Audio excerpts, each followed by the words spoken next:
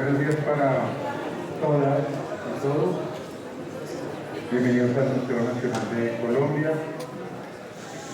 Un saludo muy especial a quienes nos acompañan hoy, a la ministra del Deporte, a la ministra Patricia Ariza, al doctor Luis Patiño, alto comisionado para la paz, a María José Pizarro, senadora de la República de Colombia, a la señora Vera Grave, jefe negociadora del Gobierno Nacional con el ELN, al director del Museo Nacional, William López, a la directora de la Casa Quinta, Museo Bolívar, y el Museo de la Independencia, Elvira Pinzón. Y por supuesto, a ustedes y a cada uno de ustedes por estar esta mañana aquí en el inicio de algo que no es la primera vez que sucede, que viene sucediendo a lo largo del tiempo y que ustedes, muchos de ustedes pertenecientes al M19 han realizado durante muchos años, quizás de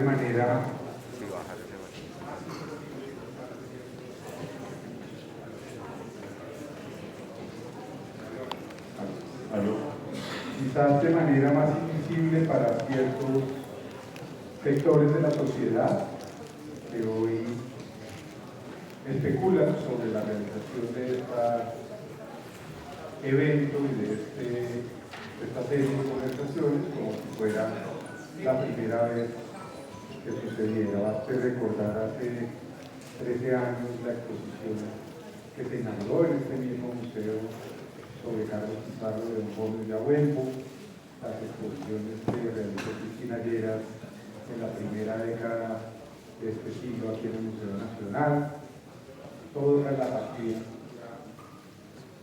que hubo en la alcaldía de nuestro presidente Gustavo Petro, las ingentes biografías, libros, documentales que ha habido sobre este hecho.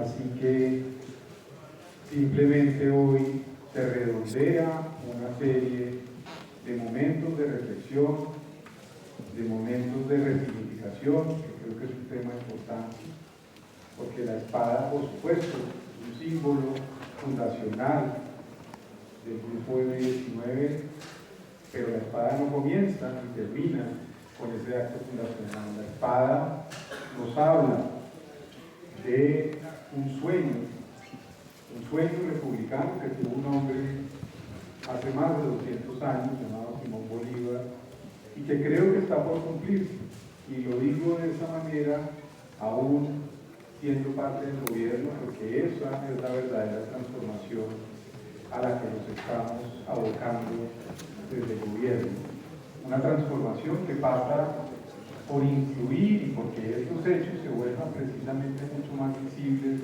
y no sigan siendo proscritos, por incluir a sectores históricamente excluidos.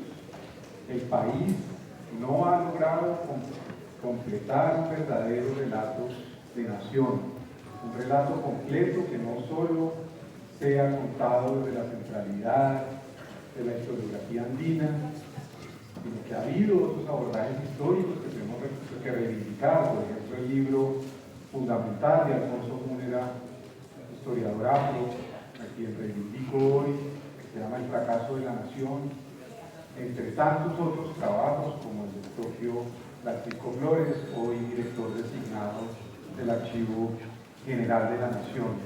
Tenemos que completar ese relato oyendo las voces de aquellos que no han sido históricamente oídos. Eso es una verdad plausible, comprobable, no es un discurso, es verdad.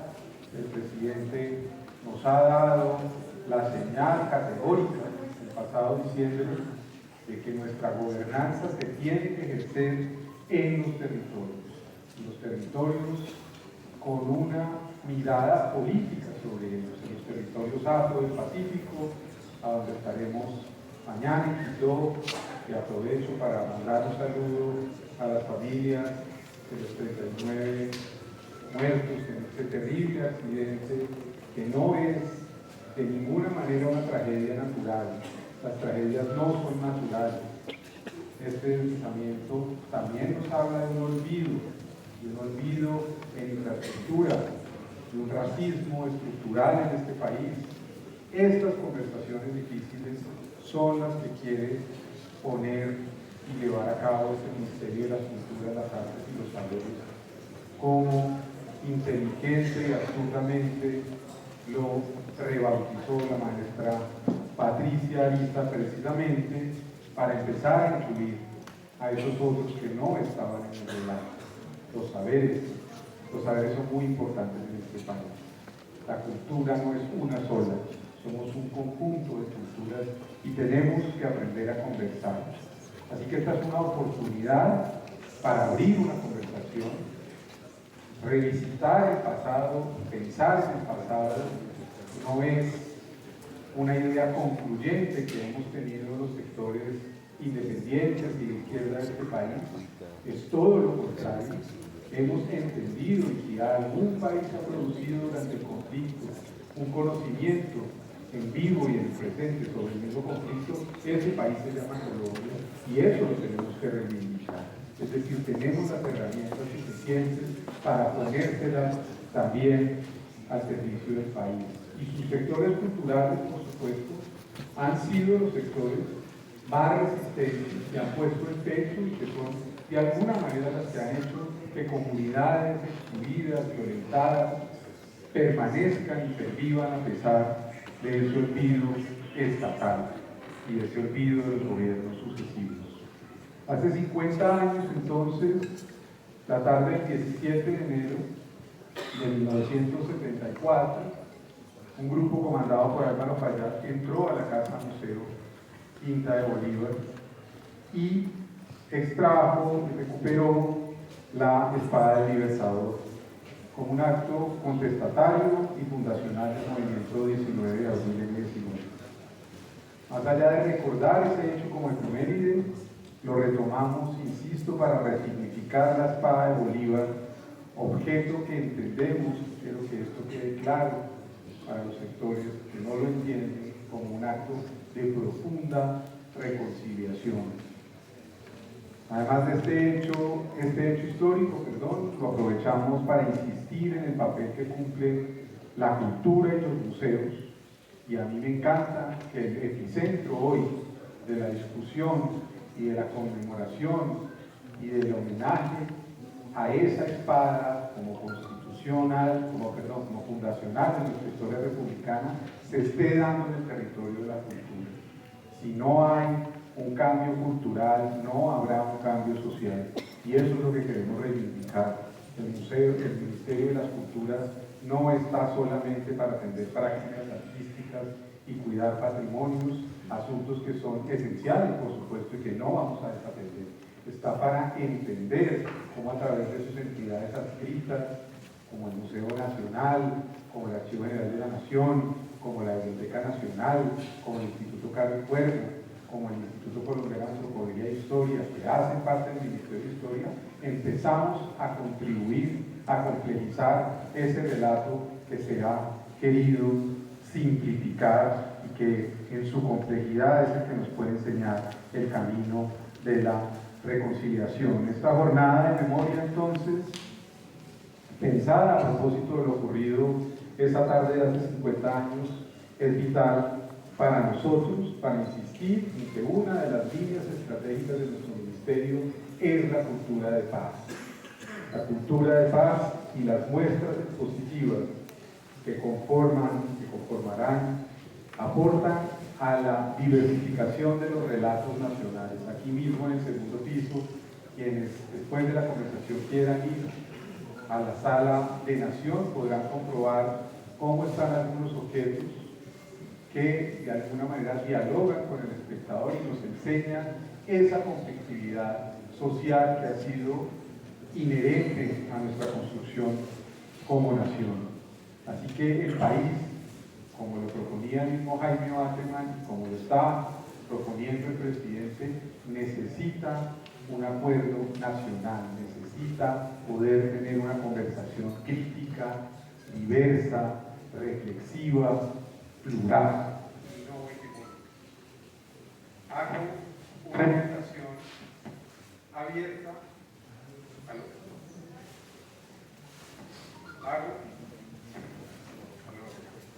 Hago entonces una invitación abierta para que la sociedad asista de forma activa a los diálogos que proponemos, que no serán los únicos, por supuesto, dan inicio a una idea de conversación nacional.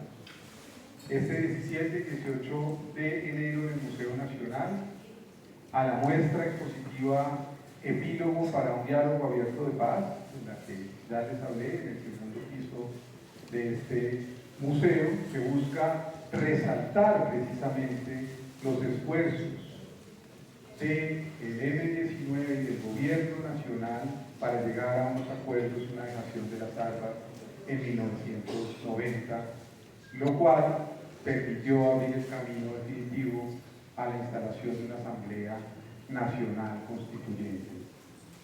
El M-19 le cumplió a la sociedad.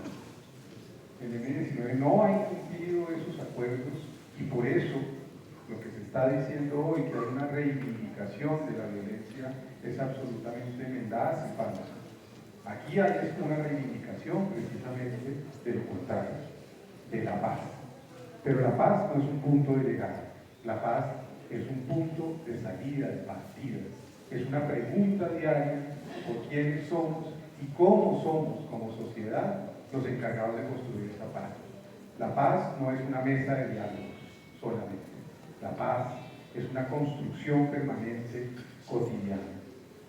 A su vez, además de estos eventos que tendremos aquí y la exposición que está en el segundo piso, en la Casa Museo Quinta de Bolívar estará expuesta la espada desde la tarde de hoy. Estará allí porque consideramos y considera el señor presidente que los colombianos tienen derecho a verla. Estaba en Palacio, que por motivos de seguridad no se ha podido abrir, y estará allí para que los ciudadanos colombianos observen ese objeto y le hagan preguntas difíciles a ese objeto. Sabemos muy bien que las jornadas de memoria sobre este hecho abrirán, y es lo que esperamos, debates nacionales. Y eso lo vemos desde el Ministerio de la Cultura, las Artes y los Saberes como una acción necesaria y permanente, pues nos abrirán canales para que la ciudadanía de todo el país comprenda, reflexionen y se apropien del papel transformador de la cultura, de los museos y de las artes en este país. Que la espada de Simón Bolívar nos permita ver que los museos habitan las condiciones de posibilidad para tener conversaciones difíciles sobre asuntos pendientes para la consolidación del proyecto que hoy encabeza nuestro presidente Gustavo Petro de educación gratuita, un derecho para todos, de paz, de democracia y de profundización en la inversión en las culturas colombianas. Y gracias a todos ustedes.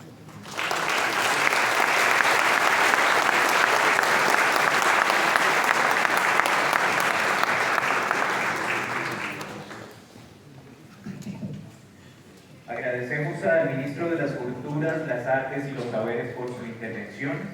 A continuación se dirigirá a ustedes Fabio Hipólito Mariño, miembro del Consejo Superior de la Universidad Militar Nueva Granada y militante del M-19, que nos hablará sobre la muestra expositiva del Museo Nacional de Colombia, Epílogo para un diálogo abierto de paz.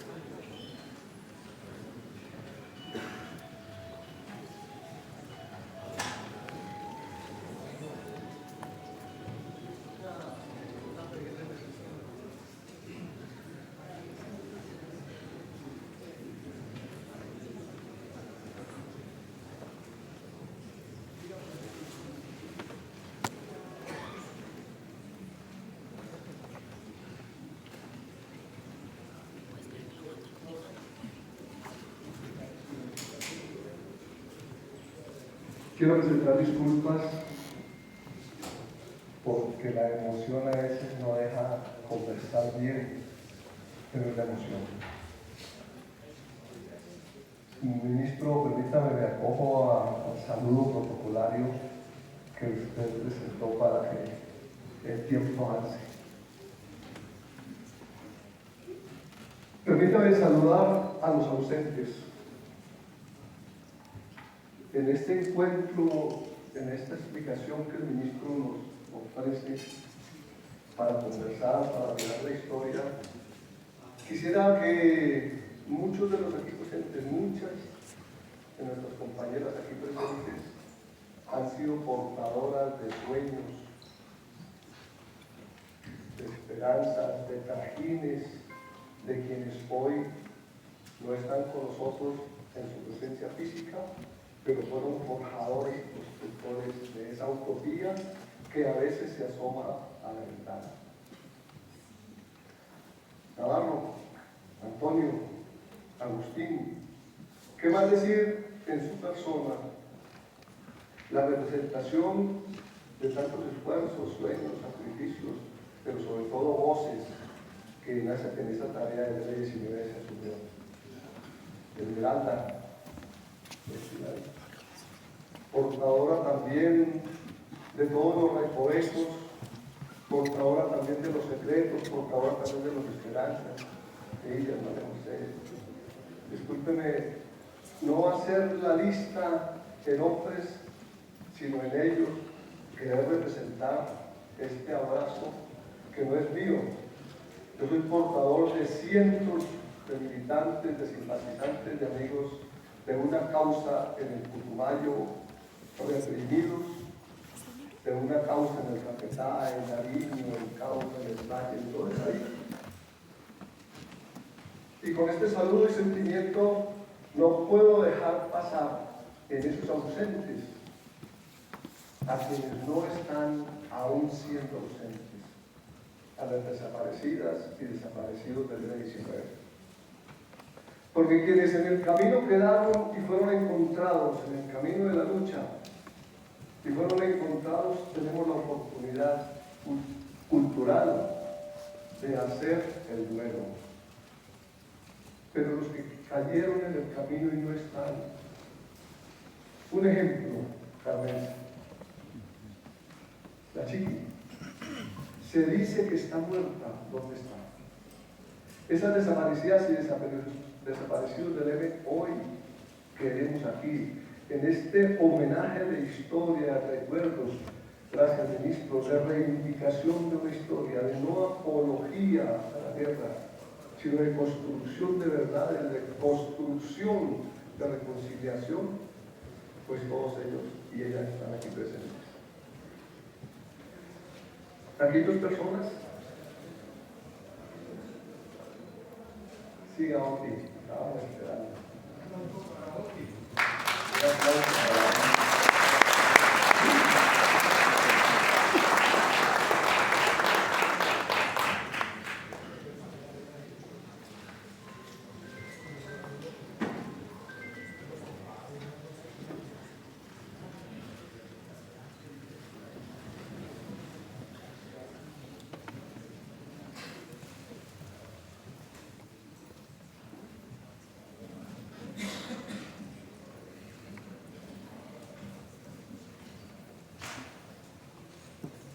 Aquí dos personas que, desde el compromiso institucional y su responsabilidad con esta tarea, permítame saludarlos y saludarla. Elvira, ella es la responsable administrativa, física, sentimental e histórica de la Espada de Bolívar. Ella nos ha brindado todo su esfuerzo, su voluntad, para que hoy la Espada vuelva a caminar y a conversar, a dialogar y a seguir iluminando a nuestras personas que la visitan y quieren hablar. William, el director del museo, naturalmente esto ha sido posible porque el museo, en su grandeza y generosidad para la celebración de su bicentenario, ha acogido un pedacito de la historia en el cual nosotros hemos aportado. A ustedes dos, muchas gracias. Y a sus equipos de trabajo, quienes como hormiguitas permanentes día y noche los hemos visto trabajar, construir, cortar, hacer, y es posible que hoy nos encontremos, en especial allí. Muchas gracias.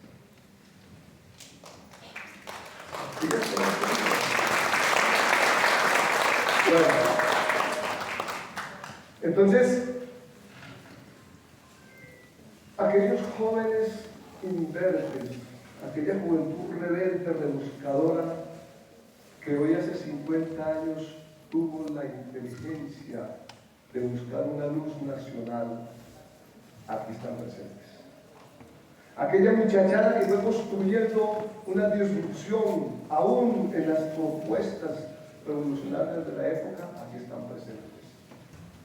Y hoy el Museo Nacional en la Quinta de Bolívar quiere ofrecerle a esta juventud, a todos nosotros desde nuestras consiguientes inquietudes también de la juventud del alma, el seguir conversando con la historia. Esa muchachada, esos militantes, esas compañeras que dejaron sus hogares, esos compañeros que dejaron sus tareas, en esa época no teníamos presente. Era efímero, era de un día.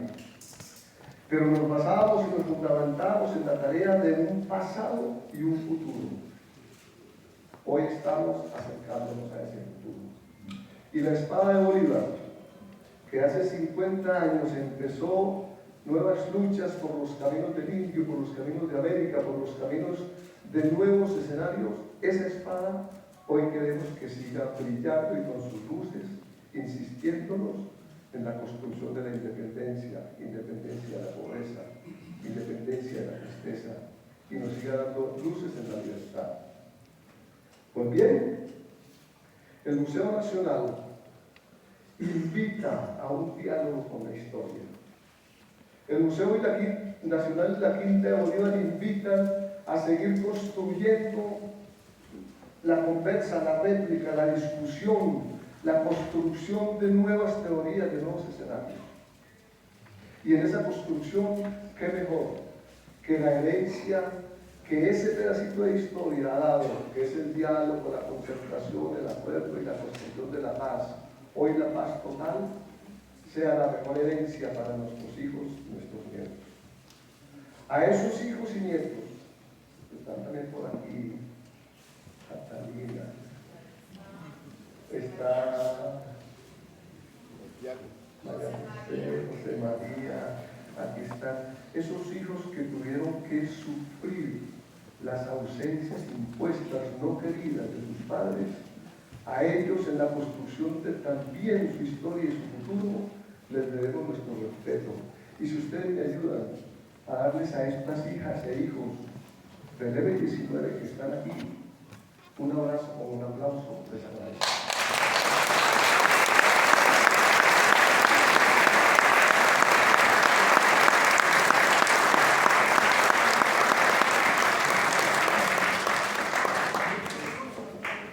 Bueno, ministro, entrando al tema. Segundo piso, sala 11, diálogo de sociedad. Aquí el museo tiene una exposición permanente en donde se dialoga con la historia y se buscan interpretaciones al futuro. En ese piso, sala 11, segundo piso, el Museo Nacional tiene a ver exponer un pedacito de la historia que hizo posible la Constitución del 91. Si me permiten un aplauso para ella, porque como llegó a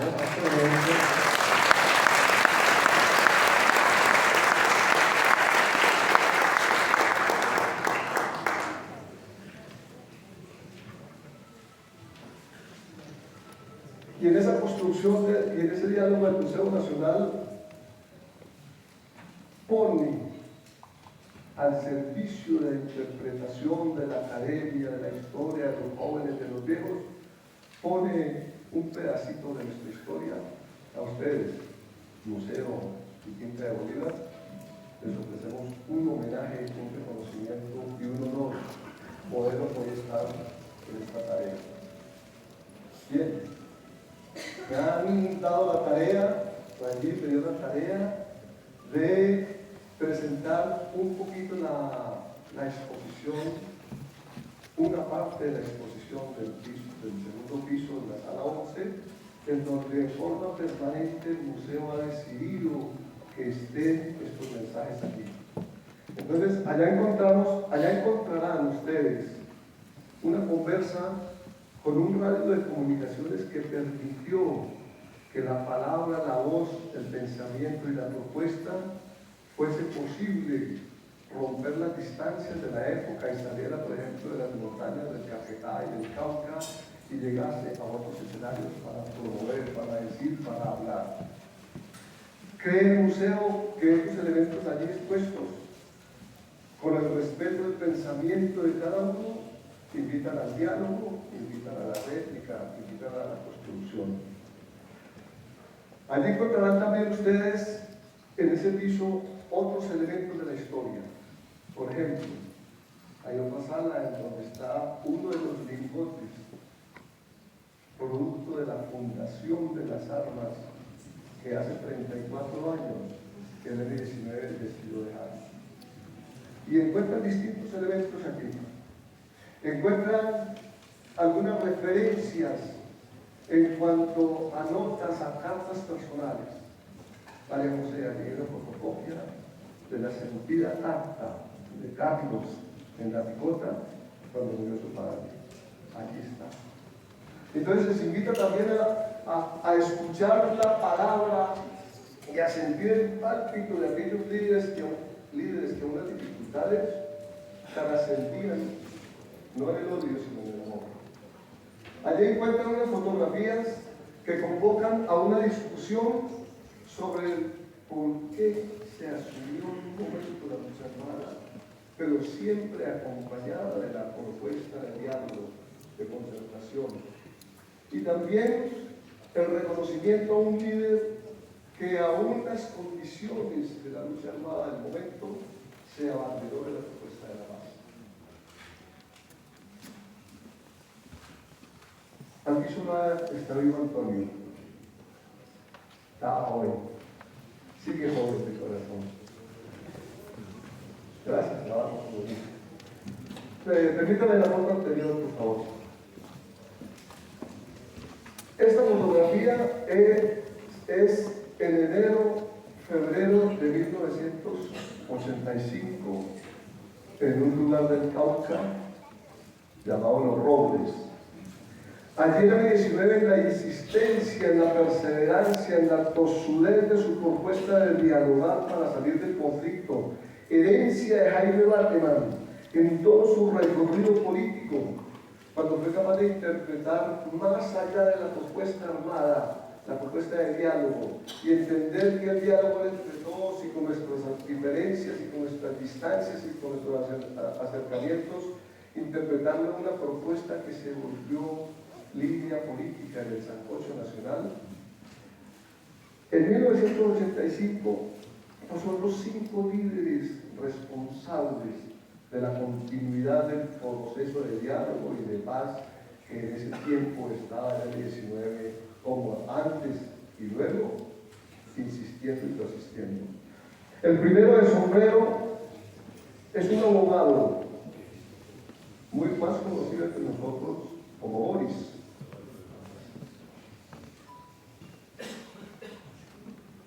Yo sé que por ahí hay personas que ya están nombrando.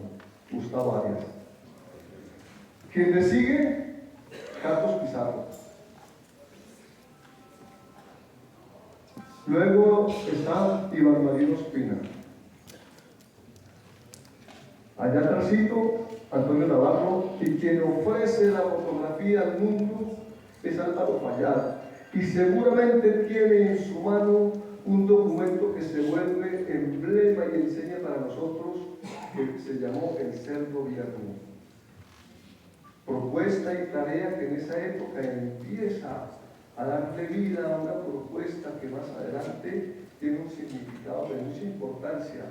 Cuando en 1987 y 88 se encuentra la esquina del cambio que se propusieron estos fundadores del M-19 y se empieza el proceso último de diálogo con el gobierno vasco bajo la experiencia que se tuvo en las anteriores negociaciones y acuerdos con el gobierno de Belisario Betancur. En esa época se estaba desarrollando el Congreso por la Democracia, porque fue uno de los emblemas políticos permanentes del M-19, la lucha por la paz, el diálogo y la reivindicación de la democracia como un instrumento de participación ciudadana en el ejercicio de la ciudadanía. Este combate, esta fotografía muestra 25 de diciembre de 1988. Ese día sucedió el último combate del M-19. Ya estábamos, el M-19 ya estaba en los acercamientos con el gobierno nacional, ya estaba en conversaciones con el gobierno, con los delegados del gobierno nacional. Sin embargo, esos trajines tristes de la guerra no faltaban. Y por ahí se encontró esa fotografía que muestra a Germán Rojas, quien estaba comandando en ese momento las estructuras en el Cauca. Esto es un sitio que se llama Zumbico Jamaló. 1981. Las paredes en ciudades eran el tablero, eran el papel, eran el instrumento de comunicación, las famosas pinzas. Y el museo ha querido presentarla y reivindicamos la fecha por cuanto desde muy temprano el M-19 nunca se apartó del ejercicio de la participación ciudadana en la decisión, en el voto. Esto es de 1981 en una calle de Chapinero. Sí, Chapinero. Esta fotografía se tomó en las montañas del Putumayo en un encuentro que nosotros llamábamos las conferencias nacionales. Se llamó la octava conferencia y cada una de estas reuniones en donde se agrupaban y se convocaban los distintos dirigentes y militantes del M-19, cada uno con sus experiencias, sus expectativas, sus cambios, sus ajustes, su proyección, su caminar desde la historia a su pasado, en un efímero presente hacia el futuro. Se llamó la octava conferencia que cambió, dio líneas trascendentales de cambio. Por ejemplo, creo que vea en ese campo nos ayuda mucho. En esa conferencia, el comandante Bateman orienta empezar a quitarse la capucha los militantes del M-19 que la usaban, obviamente, para su seguridad. Y él dice, no es necesario, hay que acercarse a la gente, la capucha asusta, la capucha distancia, que se conozcan los líderes, que se conozca quién está al frente de la conducción de esa propuesta política. Ese es Jaime Bateman en la octava conferencia. 1981, 32, en el Putumayo. Combatientes en el Cauca hacían parte del trajín cotidiano, de la lucha diaria, de la construcción. Hubo en el M-19 interpretaciones varias, formas de ser libres, actitudes que correspondían a ese ser distinto, diferente, bonito. Nosotros le decíamos el gallero enamorado. Al Jair le decía how are you.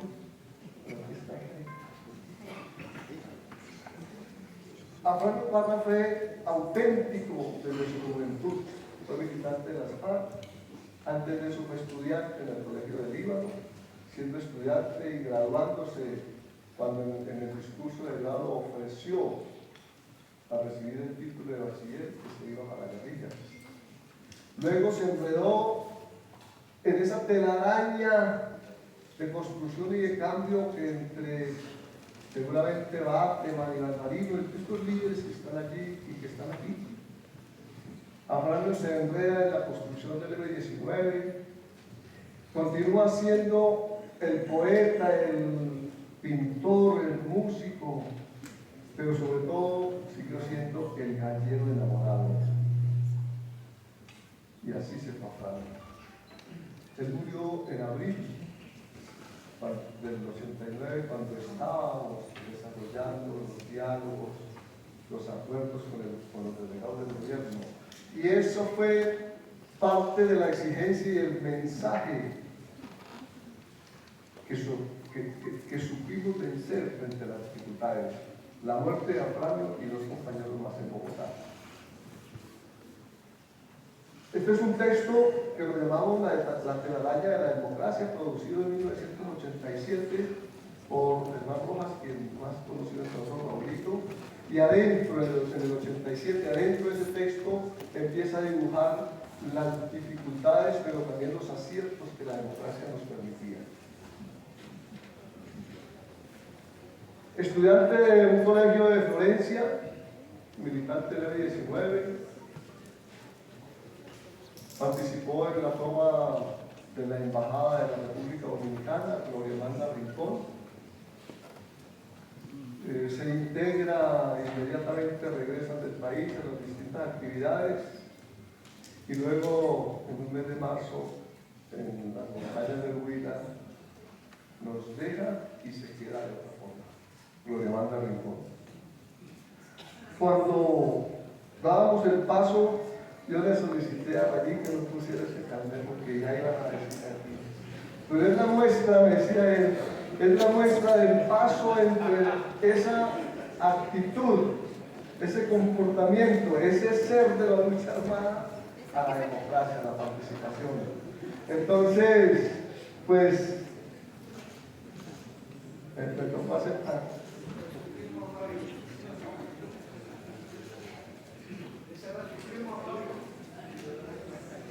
Esta fotografía responde a ese momento de transición. Entre el 9 de marzo, día de la desmovilización a las 9 de la mañana en Caloto, Cauca, y el 9 de diciembre, cuando se da la elección a la constituyente, en esos 9 meses, el M-19 participó en 9 debates electorales. Estas fotografías responden a esos momentos de nuestra participación, de cumplir la palabra y de estar al frente de las decisiones. Y entre el 9 de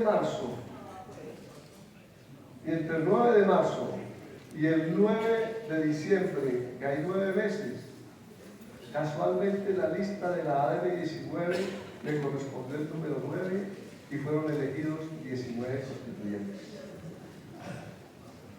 Sí. La anterior fotografía es una reunión con dirigentes campesinos indígenas en Santo Domingo, Cauca, en donde se desarrollaban los diálogos, no solamente con el gobierno, sino con las comunidades, los dirigentes. Y empieza a tener fuerza, el museo quiere hacer una fuerza, por eso mañana, a las 10 de la mañana, hay un conversatorio sobre el impacto de esta historia y el momento constitucional. Está hablando Carlos Sosa Escobar, constituyente de la ADM-19. En abril de 1988, el M-19 presenta una propuesta de paz. Hace la reingeniería de sus iniciativas de paz en el 88.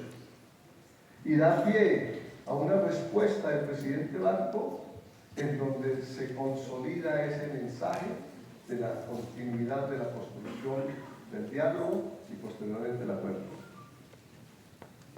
Esa paloma, así, fue el símbolo que presenta el M-19 en los acuerdos de 1984 con el presidente Betancourt.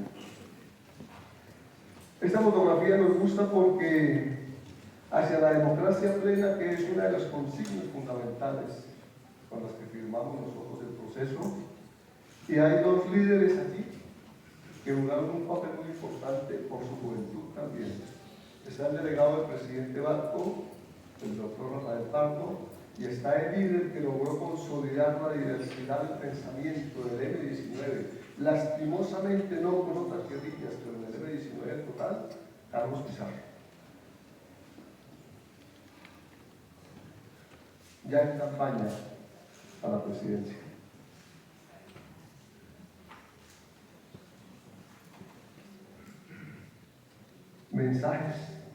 Mensajes visuales del cambio, de la construcción de la N, de los colores, de la propuesta, de la identidad. Propuestas que en el transcurso del año 90 y en la discusión de la constituyente fueron muchas. Aquí una de ellas.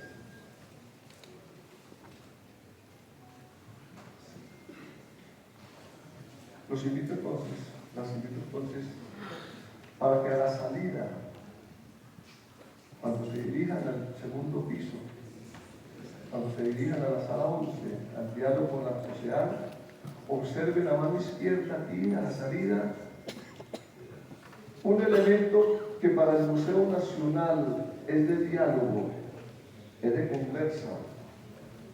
Entre esa chaqueta estuvo soñando, pensando, peleando. Entre esa chaqueta están los sentimientos, los olores, los humores, los sudores de Jaime Mateo Batallón. Esa es una chaqueta de él, que fue donada por su familia a una convocatoria que el M19, que el Museo Nacional le hace al M19 para que aportemos los recuerdos físicos que tenemos también a esta construcción de diálogo con la nación. A ustedes, un abrazo. Por mucha fe.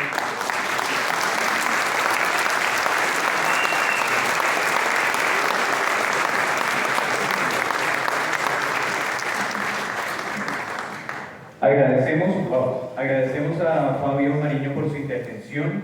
Vamos a iniciar el diálogo con la senadora de la República, María José Pizarro, también con Vera Grave, jefa negociadora del gobierno colombiano con el ELN y ex militante del M19, y Oliva Piño, alto comisionado para la paz. Moderará Guillermo González Uribe, periodista y escritor.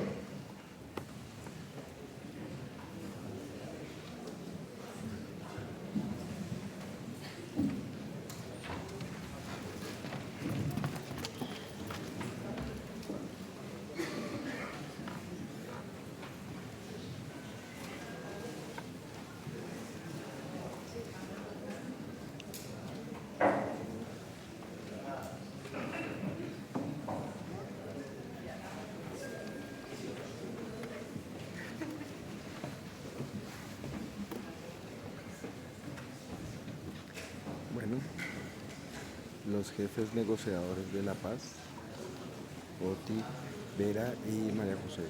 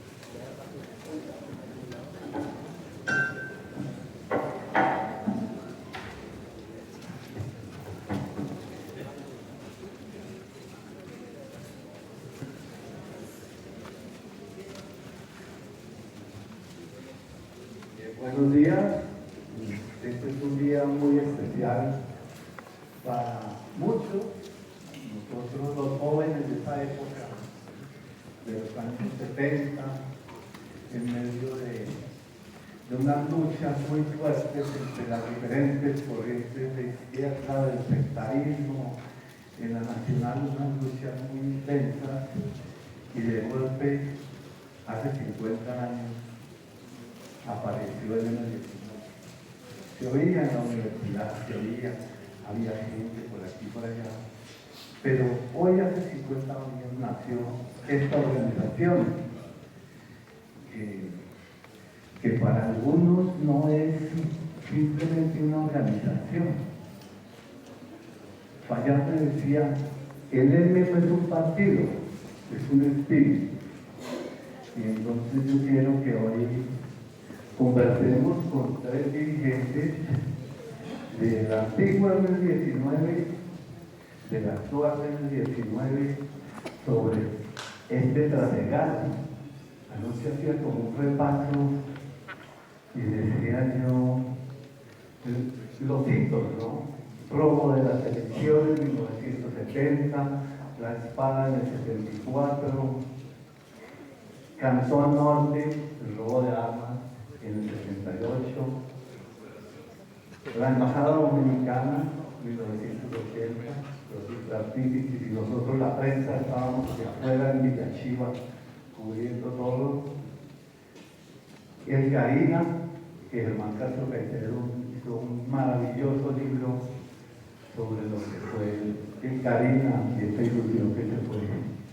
El Palacio de Justicia, que nos dolió tanto a todos. Tacuello, que nos dolió también mucho. Fallar, 1986, Pizarro, Corinto, La Paz, el acuerdo de paz en el 90, la Constitución y la participación de muchos integrantes del M19 en la política. Entonces, en esta primera parte, yo creo que podemos comenzar con Vera Grave, que era la única integrante mujer del Comando Superior del M19. Y Vera decía en algún momento, la paz no es solamente una meta ni un acuerdo, es una nueva forma de ver la realidad. Vera, cuéntanos un poco tus recuerdos de aquellos primeros tiempos. Vamos a dedicar la primera parte, la media hora, a la parte histórica, la segunda parte a ver si se ha logrado, si estamos logrando consolidar ese sueño del acuerdo nacional, de la apertura democrática, de la revolución en una fiesta de Barcelona. Vera. Bueno, primero que todo, un saludo a todos y a todas que estamos hoy congregados en esta fecha histórica, recordando una historia que creo que sigue siendo vigente en cuanto a sus ideales, a su espíritu. Pues primero, yo no fui la única mujer del Comando Superior, también estaba Nelly Vivas. Lo que pasa es que ella se accidentó en el avión con Jaime Bateman. Si no hubiéramos sido 2 contra todos estos machos.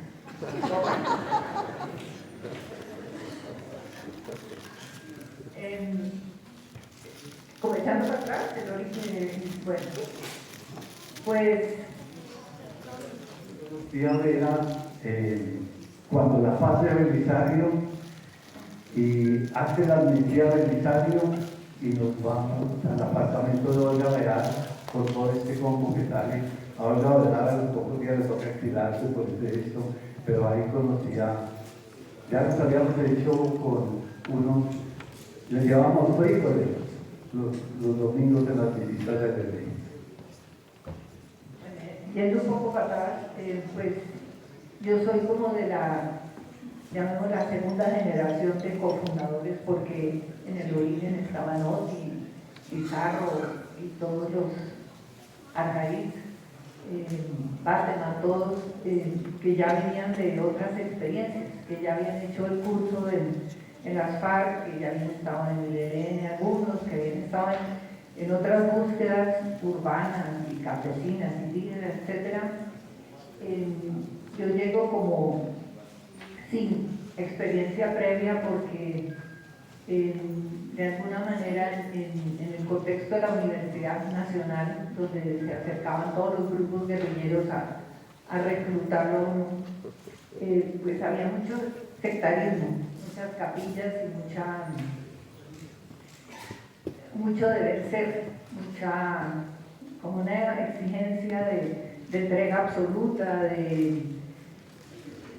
sectaria, muy sectaria, sobre todo muy dogmática, por mi formación, mi historia, pues eso a mí no me resonaba mucho y creo que lo que encontré básicamente en los fundadores o en esta primera generación de fundadores del M19 fue otro espíritu, otro modo de ser, mucho más fresco, más tranquilo, más de aceptación de cómo éramos, con nuestros miedos, con las dudas, con las preguntas, y creo que eso fue lo que a mí me sedujo, en el sentido de que podía, de alguna manera, eso no quiere decir que ya después uno se mete en los carriles de la militancia, pero podía participar como era, y creo que eso marcó como la diferencia con otras posibles militancias, porque yo participé en esta historia de la espada sin saber de qué se trataba, o sea, yo no participé en la discusión de cómo iba a ser y por qué iba a ser, sino simplemente era la tarea de recabar un poco de información en la Quinta Bolívar. Yo estudiaba en la Universidad de los Andes y entonces me iba todos los días a hacer inteligencia en la Quinta Bolívar y pasaba los informes, pero no tenía ni idea de qué se trataba. De manera que el día que pasó, lo que pasó, el día del robo de la espada, pues para mí fue como, uy, qué orgullo, yo tuve algo que ver con esta vaina muy importante. Entonces es como mi arranque, yo creo que fue sobre todo un proceso de irme metiendo. Ya cuando me di cuenta ya estaba metida, ya no había para atrás, pero tampoco quería para atrás. Y creo que eso fue simplemente como un proceso, una propuesta en construcción, capaz de replantearse, capaz de repensarse, de bajarse sus propios esquemas, de mirarse. Bateman decía que revolución era no hacer las cosas dos veces igual. Entonces eso es importante porque la revolución no es una cosa fija, sino es la posibilidad también de revolucionarnos a nosotros mismos. Yo creo que eso es lo que hizo posible que el MISO tuviera a pesar de no ser la organización más grande, pero sí que hacía mucha bulla y tenía mucho impacto, pues la capacidad de repensarse y capaz de mirarse, saber ubicarse en el momento y finalmente por eso llegar a la paz. Dejaría aquí porque si no aquí les echo más historias y creo que... Bueno, yo creo que seguimos ahora con Oti Patiño, un hombre que siempre lo he visto es muy reflexivo, al contrario de la caída Guzmán que siempre grita y era, Oti escucha, Oti está craneando, Oti está, y él fue, si no estoy mal, cerebro de la toma de la embajada. Pero cuéntanos un poco, Oti, de ese espíritu de esa primera generación del M19. Muchas gracias. Bueno, primero que todo quiero saludar a todos los que están aquí presentes, desde luego la Mona, la querida María José, a nuestro, digamos, ¿cómo sería el tuyo? Provocador, moderador, ¿qué es? Moderador, bueno,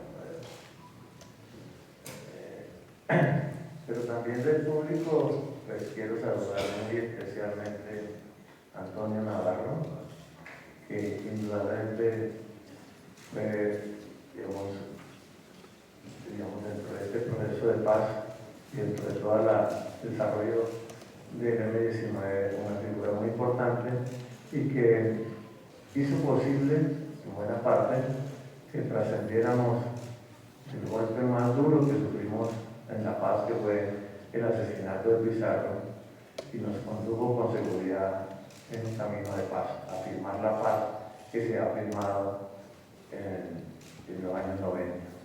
Y desde luego, pues la presidencia de él, o la copresidencia de él en la constituyente, indudablemente fue la que se dio un camino del futuro, que todavía está vigente, parte de lo que los acuerdos de paz en este momento pretenden es que en todo el país exista un Estado social de derecho, es decir, que la Constitución sea viva en todo el país. Desde luego también a Catalina,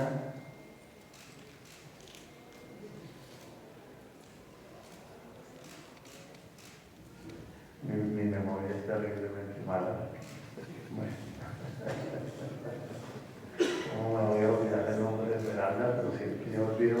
por una tara que tenemos los que ejercimos la clandestinidad de olvidar nombres para no ir a saciar, ¿no? De Esmeralda, y luego a través de ella homenaje a Batelón, que fue el primero que avisoró el camino de la paz negociada y lo avisoró durante la toma de la Embajada de la República Dominicana. Y luego digamos, alguna vez sacó un libro que se tituló El Profeta de la Paz. Y eso realmente se merece ese nombre en un país que estaba embarcado en los sueños de guerras prolongadas, en guerras donde lo único que se avisoraba era la victoria total, y Bateman avisoró a través de lo de la embajada la posibilidad de una salida negociada. Creo que ese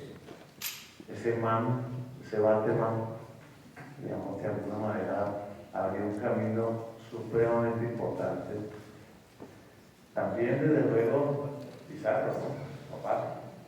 Pizarro, ese sueño de una salida negociada que no pudo realizarse durante las negociaciones con Belisario, que terminaron en dos tragedias, la de la Unión Patriótica y la del Palacio de Justicia, de alguna manera abrió de nuevo un camino, el camino de una paz posible, de una paz negociada, no solamente para Colombia, sino para Latinoamérica. Que Vera está terminando de escribir un libro sobre él.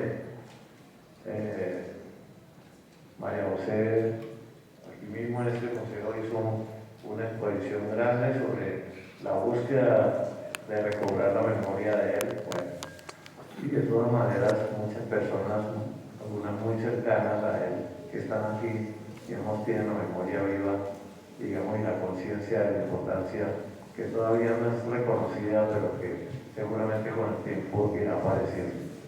Y desde luego el tema de la espada, que fue nuestro símbolo tan importante en esta época, un llamado a sacar las cosas del olvido, porque el museo, según lo que yo entiendo, el museo es para mostrar, no para ocultar.